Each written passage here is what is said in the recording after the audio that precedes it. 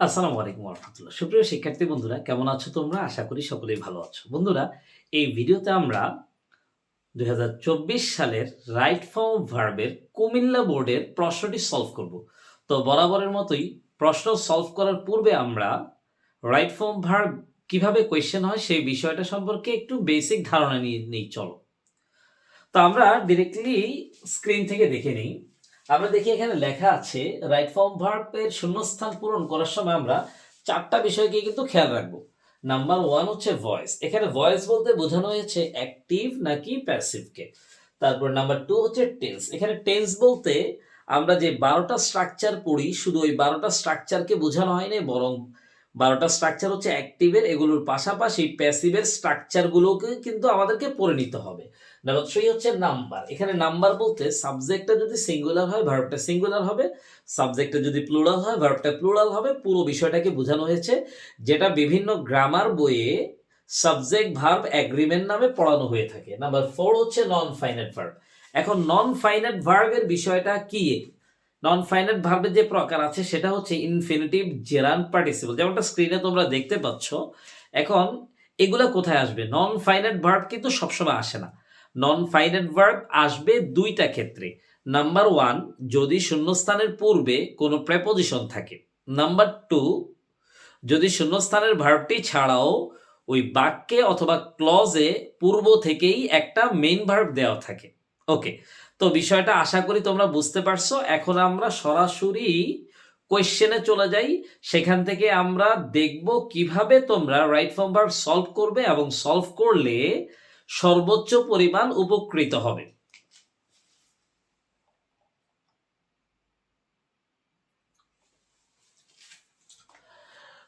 Comilla board 2024-এর যে কোয়েশ্চেনটা আছে সেটা যথেষ্ট পরিমাণ একটা বড় কোয়েশ্চেন।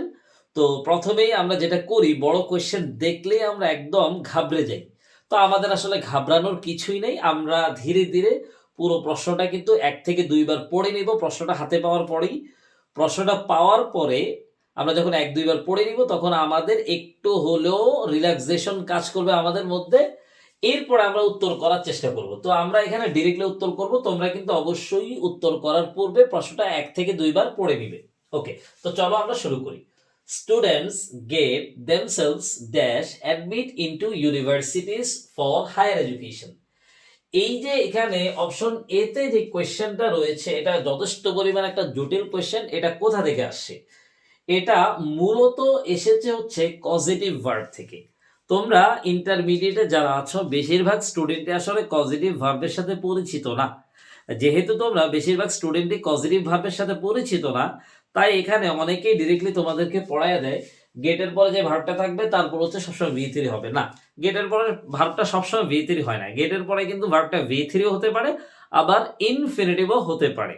এখন এখানে যদিও আমি এখানে উত্তর কিন্তু ভি থ্রি হবে, কিন্তু সেটা গেটের পরে কখনোই সবসময় ভি থ্রি হয় না, ইনফিনিটিভও হতে পারে। তো এখন যেহেতু তোমরা পজিটিভ ভার্ব সম্পর্কে জানো না, তাই আমি আলাপটাকে অনেক বেশি পেছালো করলাম না। তোমরা অবশ্যই পজিটিভ ভার্বের গেটের যে নিয়মটা আছে সেটা একটু পড়ে নিবে, তারপরে তুমি আশা করি এটার উত্তর বুঝে যাবে। এখানে আপাতত আমি ধরে নিচ্ছি গেটের পরে এখানে ভি থ্রি বসে উত্তর হবে অ্যাডমিটেড। ওকে, তো এটা মূলত কারণ কি? এই যে গেটের পরে ভি থ্রি তখনই হবে যখন এই যে গেটের পরে যদি ডোয়ার উল্লেখ থাকে, যদি ডোয়ার উল্লেখ থাকে তাহলে আসলে ভি থ্রি হবে। আর যদি ভুল বলেছি, যদি রিসিভার উল্লেখ থাকে তাহলে হচ্ছে ভি থ্রি হবে। আর যদি ডোয়ার উল্লেখ থাকে তাহলে হচ্ছে ইনফিনিটিভ হবে। এখানে যেহেতু রিসিভার উল্লেখ আছে, এই জন্যই মূলত এখানে ভি থ্রি হবে। ওকে, তো তোমরা এই পজিটিভ ভার্বের এই জায়গাটা একটু দেখে নিবে। এটা যথেষ্ট পরিমাণ একটা পেছানো কোয়েশ্চেন কিন্তু। হ্যাঁ, এরপরে চলে যাই। The acquire higher education from two streams. Okay, one is public and the other is private. কোয়েশ্চেনটাও তো কঠিন না, কিন্তু একটা দুইটা জায়গায় একটু কঠিন করে দেওয়া আছে। তো আরেকটা কথা একটু বলে রাখি, অনেক সময় আমরা কি করি, প্রথম কোয়েশ্চেনটা যদি একটু জটিল হয় আমরা একদম ভয়ে অবস্থা খারাপ হয়ে যায় আমাদের, আমরা মনে করি কোয়েশ্চেন অনেক কঠিন হয়েছে। না, অনেক সময় এমন হয় প্রথম কোয়েশ্চেনটা একটু কঠিন হতে পারে, কিন্তু পরবর্তী কোয়েশ্চেনগুলো অনেক ইজি হয়ে যাবে ইনশাল্লাহ। তুমি জাস্ট ধৈর্য ধরে সামনে আগাইতে থাকো। প্রথম উত্তরটা যদি নাও পারো তাও কোনো অসুবিধা নেই, তুমি সামনে পড়তে থাকো। Okay. The private universities dash be open to all, but one has to dash face tough competition for dash get a seat there. এখানে আমরা দেখতে পাই এই বাক্যে কিন্তু তিনটা শূন্যস্থান আছে, এগুলো মোটামুটি ইজি আছে। The private universities dash be open, এখানে বি আছে। বি থাকার মানে হচ্ছে আমরা জানি নর্মালি ওখানে am is are was were হবে, এখন এখানে কোনটা হবে? দ্য প্রাইভেট ইউনিভার্সিটির কথা আছে যেহেতু, তাহলে এখানে এক্স্যাক্টলি প্রেজেন্ট টেন্সে হবে। এছাড়াও দেখো এখানে বাট আছে, আমরা এন্ড এর ক্ষেত্রে একটা রুলস পড়েছিলাম, এন্ড এর আগে পরে সেম হয়, সেম বাটের আগে পরেও কিন্তু নরমালি কি হয়, সেম হয়। তো দেখো বাটের পরে কিন্তু হ্যাজ আছে, দ্যাট মিন্স হচ্ছে এটা প্রেজেন্ট, তাহলে এন্ড এর বাটের আগেও কিন্তু প্রেজেন্ট হবে, দ্যাট মিন্স হচ্ছে এখানে এম ইজ আর হবে। এখন কোনটা হবে, এম হবে, ইজ হবে নাকি আর হবে? এটা আসলে নির্ভর করবে দ্য প্রাইভেট ইউনিভার্সিটির সাবজেক্টের উপরে। যেহেতু প্রাইভেট ইউনিভার্সিটিজ এটা প্লুরাল, এই জন্য এখানে উত্তর হবে হচ্ছে আর। হ্যাঁ, okay. The private universities are open to all but one has to dash. এখানে আমরা দেখতে পাই এই যে ফেস আছে। হ্যাঁ, এখন ফেসের আগে দেখো এখানে মডাল ভার্ব হ্যাজ টু আছে। ভার্বের আগে যদি মডাল ভার্ব থাকে সেক্ষেত্রে আমরা শুধু অ্যাক্টিভ নাকি প্যাসিভ এটাই যাচাই করবো, আর কিচ্ছু যাচাই করার দরকার নেই। ভার্বের আগে যদি মডাল ভার্ব থাকে, যদি অ্যাক্টিভ হয় তাহলে V1 বসবে, আর যদি প্যাসিভ হয় তাহলে B প্লাস V3 বসবে। আবার বলছি, ভার্বের আগে যদি আমরা দেখি মডাল ভার্ব আছে তাহলে অ্যাক্টিভ হলে V1 বসবে, আর প্যাসিভ হলে B প্লাস V3 বসবে। আমরা এখানে একটু যাচাই করে দেখি এটা কি অ্যাক্টিভ নাকি প্যাসিভ। ফেস মানে হচ্ছে মুখোমুখি হওয়া। এখন ওয়ান হ্যাজ টু ফেস, যে কোনো একজনকে মুখোমুখি হতে হবে। হ্যাঁ, এখন স্টুডেন্টকে মুখোমুখি হইতে হয়, সো এটা হচ্ছে অ্যাক্টিভ হবে, তার মানে এখানে V1 উত্তর হবে। সো এখানে উত্তর হচ্ছে ফেস। ওকে, এরপরে চলে যাই আমরা for dash get a seat there. এখানে আমরা দেখতে পাই শূন্যস্থানের পূর্বে কিন্তু ফর প্রেপোজিশন আছে। আমরা জানি টু ছাড়া অন্য যে কোনো প্রেপোজিশন থাকলে আমরা ভার্বের সাথে আইএনজি যুক্ত করে দিব। সো এখানে উত্তর হচ্ছে গেটিং। ওকে, এরপরে চলে যাব আমরা the public universities are cheaper in terms of tuition fees, they dash offer residential and boarding facilities at subsidized rates. Okay, তো এখানে দেখতে পাই অফার হচ্ছে ভার্ব, অফার অর্থ কি প্রদান করা। তো এখানে আমরা দেখি they dash offer residential and boarding facilities. এখন দে দ্বারা কি ইউনিভার্সিটি বোঝাচ্ছে, সো এগুলা দিতে পারে কিনা, হ্যাঁ পারে। সো এটা অ্যাক্টিভ হবে। এখন এটা কি একবার দেয় নাকি সব সময় দেয়, সব সময় দেয়। সো এটা প্রেজেন্ট ইনডিফিনিট টেন্স হবে। আর সাবজেক্ট যেহেতু প্লুরাল তাহলে ভার্বের এক নাম্বার রূপটা যা আছে তাই বসে যাবে, এসইএস যুক্ত হবে না। So they offer residential and boarding facilities at subsidised rates, but public universities often dash face a number of problems. এখানে দেখতে পাই আমরা এখানেও ফেস ভার্ব আছে, তার সাবজেক্ট হচ্ছে পাবলিক ইউনিভার্সিটিজ। এখন পাবলিক ইউনিভার্সিটি গুলো অফেন প্রায় সময় অনেক সমস্যা ভুগে থাকে। হ্যাঁ, সো এটা আসলে অ্যাক্টিভ হবে। এখন এটা কোন টেন্সে হবে? এই যে এখানে আমরা দেখতে পাই অফেন আছে, অফেন থাকলে সাধারণত সেখানে প্রেজেন্ট ইনডিফিনিট টেন্স হবে। সো সাবজেক্ট হচ্ছে প্লুরাল, তাহলে ভার্বের এক নাম্বার রূপটা যা আছে তাই বসে যাবে, উত্তর হবে ফেস।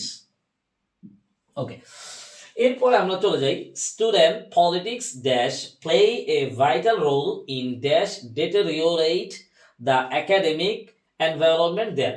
এই কোয়েশ্চেনটা সলভ করার পূর্বে আরো একবার বলে নিই। দেখো প্রথম কোয়েশ্চেনটা যেমন একটু জটিল হয়েছে এই নাম্বারটা, পরের গুলো কিন্তু ধীরে ধীরে একটু সহজ হওয়া শুরু করেছে। আমি বারবার বলি, সবসময় বলি, পরীক্ষকরা অনেক সময় ইচ্ছা করে প্রথমে একটা বা দুইটা কোয়েশ্চেন একটু জটিল দেওয়ার চেষ্টা করে, যাতে করে তুমি ভড়কে যাও। তুমি হচ্ছে ভড়কে যাবা না, তুমি হচ্ছে স্বাভাবিকভাবে প্রথম একটা দুইটা যদি নাও পারো একদম টেনশন নিবা না, তুমি সামনে করতে থাকো, ইনশাল্লাহ তোমার জন্য উত্তর ইজি হতে থাকবে। ওকে, তো এখানে আমরা দেখতে পাই যেটা দেওয়া আছে সেটা হচ্ছে student politics dash play a vital role. Student politics হচ্ছে সাবজেক্ট। এখন প্লে মানে রাখা, এখানে প্লে মানে খেলা না, প্লে মানে রাখা। প্লে এ ভাইটাল রোল, একটা গুরুত্বপূর্ণ ভূমিকা রাখে। দেখো স্টুডেন্ট পলিটিক্স কি একটা গুরুত্বপূর্ণ ভূমিকা রাখতে পারে? হ্যাঁ পারে। সো এটা অ্যাক্টিভ হবে। এখন এটা কোন টেন্স হবে? দেখো পাবলিক ইউনিভার্সিটিতে কিন্তু সবসময় স্টুডেন্ট পলিটিক্স একটা গুরুত্বপূর্ণ ভূমিকা রাখে, যেহেতু সবসময় বোঝাচ্ছে, সো এখানে প্রেজেন্ট ইনডিফিনিট টেন্স হবে। এরপরে চলে যাবো আমরা সাবজেক্টটা সিঙ্গুলার হলে ভার্বের সাথে এসইএস লাগবে, সাবজেক্টটা প্লুরাল হলে ভার্বের সাথে এসইএস লাগবে না। এখানে দেখতে পাই সাবজেক্ট মূলত হচ্ছে পলিটিক্স। এখন অনেকেই মনে করবা যে পলিটিক্সের সাথে যেহেতু এস আছে সো এটা তো প্লুরাল, তাহলে ভার্বের এক নাম্বার রূপটা যা আছে তা বসাই দিই, কিন্তু না, পলিটিক্স ওয়ার্ডটা কিন্তু প্লুরাল না, এটা মূলত একটা সিঙ্গুলার নাউন। মনে রাখতে হবে শব্দের শেষে এস থাকলেই সবসময় প্লুরাল হয় না। শব্দের শেষে এস থাকার পর যদি এসটা অতিরিক্ত বসে তাহলে সেটা প্লুরাল, আর যদি এসটা মূল শব্দের হয় তাহলে কিন্তু তার কারণে প্লুরাল হবে না। এখানে পলিটিক্সের এসটা কিন্তু মূল শব্দের এস, সো এখানে এটা প্লুরাল না, এটা সিঙ্গুলার, তাহলে ভার্বের সাথে কিন্তু এখানে এস লাগবে, তাহলে এখানে উত্তর হবে প্লেস। ওকে, এরপরে চলে যাই। Student politics plays a vital role in dash deteriorate, একদম ইজি কোয়েশ্চেন। আমরা দেখতে পাই এখানে শূন্যস্থানের আগে কিন্তু ইন আছে, প্রিপোজিশন। এটাই আমাদের একটু আগেও গেছে কত নাম্বারে, এটা আমাদের যে এটা আমাদের গেছে হচ্ছে এই যে ডি নাম্বারে। ডি নাম্বার এইচ নাম্বার কিন্তু সেম, যে শূন্যস্থানের আগে ইন আছে, প্রিপোজিশন, উপরে আছে ফর, সো এখানে আইএনজি যুক্ত হবে, উত্তর হবে ডেটে রিও রেটিং, ডেটে রিও, তারপর হচ্ছে rating, R A T I N G, rating. Okay, এরপরে চলে যাই আমরা the academic environment there. As a result, students dash face session jam. ফলে স্টুডেন্টরা ফেস সেশন জামে মুখোমুখি হয়। এখন দেখো স্টুডেন্টরা ফেস করতে পারে কিনা সেশন জাম, হ্যাঁ পারে, সো এটা অ্যাক্টিভ হবে। হ্যাঁ, এখন কোন টেন্স হবে? এই যে পাবলিক ইউনিভার্সিটিতে স্টুডেন্টরা কিন্তু সবসময় সেশন জাটে পড়ে থাকে, দ্যাট মিনস হচ্ছে তারা অনেক সময় তাদের সেমিস্টার নির্ধারিত সময়ে শেষ না করে কিন্তু ভিন্ন সময় হয়। সো এটা কিন্তু সবসময় ঘটনা, এটা কিন্তু প্রেজেন্ট ইনডিফিনিট টেন্স হবে। সো অ্যাক্টিভ হবে, প্রেজেন্ট ইনডিফিনিট টেন্স হবে, এবং সাবজেক্টটা কি সিঙ্গুলার নাকি প্লুরাল? এখানে সাবজেক্টটা প্লুরাল, সো ভার্বের এক নাম্বার রূপটা যা আছে তাই বসে যাবে, এখানে উত্তর হবে face. Okay, students face session jam, so the conscious and moneyed persons dash impress by the private universities. এখানে আমরা দেখতে পাই ইমপ্রেস হচ্ছে ভার্ব, তার সাবজেক্টকে, সাবজেক্ট হচ্ছে the conscious and moneyed person, মূলত সাবজেক্ট হচ্ছে পারসনস। এখন সচেতন এবং টাকাওয়ালা ব্যক্তিরা ইমপ্রেস মানে প্রভাবিত করা। এখন দেখো এখানে তারা কিন্তু ডিরেক্টলি নিজেদেরকে ইমপ্রেস করে না, বরং ওই যে প্রাইভেট ইউনিভার্সিটি ইমপ্রেস করে, যেমনটা বাই দ্য প্রাইভেট ইউনিভার্সিটি লেখা আছে। হ্যাঁ, সো এটা কিন্তু একটা প্যাসিভ হবে। এরপর এটা কোন টেন্স হবে? দেখো তাদেরকে সবসময় কি প্রাইভেট ইউনিভার্সিটি এখন ইমপ্রেস করে? হ্যাঁ করে, এই জন্য আমরা এটা আসলে প্রেজেন্ট ইনডিফিনিট টেন্স দিব, প্যাসিভ প্রেজেন্ট ইনডিফিনিট টেন্স। সাবজেক্টটা কি সিঙ্গুলার নাকি প্লুরাল? এখানে প্লুরাল আছে। এখন প্যাসিভের প্রেজেন্ট ইনডিফিনিট টেন্সের স্ট্রাকচারটা কি? প্যাসিভের প্রেজেন্ট ইনডিফিনিট টেন্সের স্ট্রাকচার হচ্ছে subject plus am is are plus V three.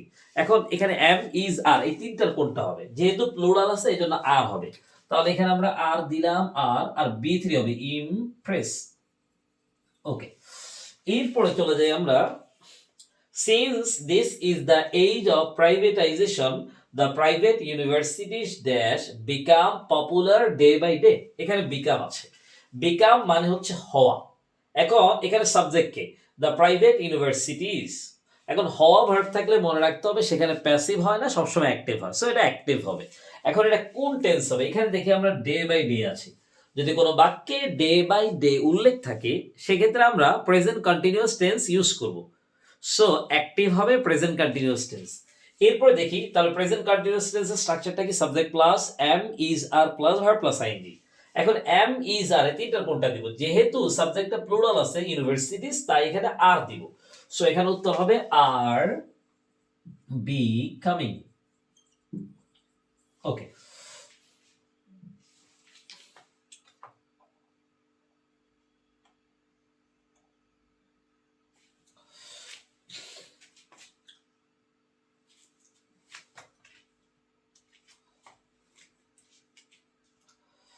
এরপরে চলে যাব আমরা, তারপরে আমরা চলে যাব besides it is less difficult dash get a seat in a private university but here they are to pay a lot। এখানে আমরা দেখতে পাই এই যে ইট ইজ কিন্তু এখানে মেইন ভার্ব, এই ক্লজে অলরেডি একটা মেইন ভার্ব আছে। আমরা আগেই বলেছি যদি কোনো ক্লজে পূর্ব থেকেই একটা মেইন ভার্ব থাকে তাহলে কিন্তু আর মেইন ভার্ব হবে না, সেক্ষেত্রে ইনফিনিটিভও হতে পারে, আইএনজি হতে পারে, ভি3 হতে পারে। এটা তোমাদেরকে অবশ্যই ভালো করে বের করে নিতে হবে। সো এখানে কিন্তু আমরা গেটের জায়গায় টু গেট দিব, সো এখানে উত্তর হচ্ছে to get, to get. Okay, এরপরে চলে যাই, to get a seat in a private university but here they are to pay a lot. However, the private sectors have some limitations. In fact, the two streams should dash develop in a balanced way.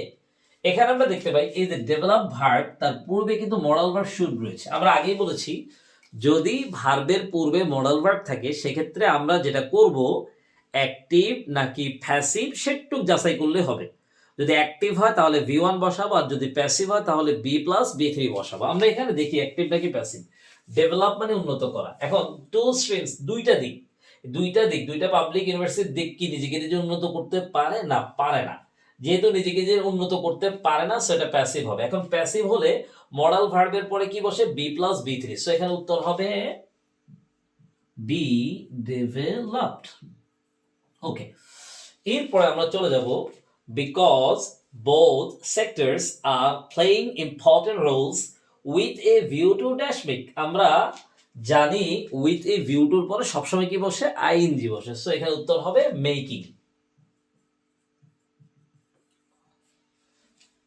তো বন্ধুরা, আমি কোয়েশ্চেনটা শেষের দিকে এসে আমি আবারও তোমাকে আরেকটা কথা বলবো।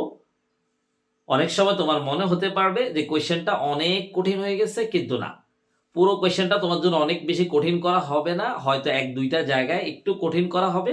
সেক্ষেত্রে এক দুইটা জায়গা নিয়ে প্রথমে এত বেশি টেনশন করবা না, তুমি ধীরে ধীরে সামনে পড়তে থাকবা, অবশ্যই তোমরা বাকি প্রশ্নগুলো উত্তর করতে পারবা। তো বন্ধুরা, আজ এই পর্যন্তই। পরবর্তীতে অন্য কোনো ভিডিও নিয়ে আবারও চলে আসবো। ততক্ষণ পর্যন্ত ভালো থাকবে। আসসালামু আলাইকুম ওয়া রাহমাতুল্লাহি ওয়া বারাকাতুহু।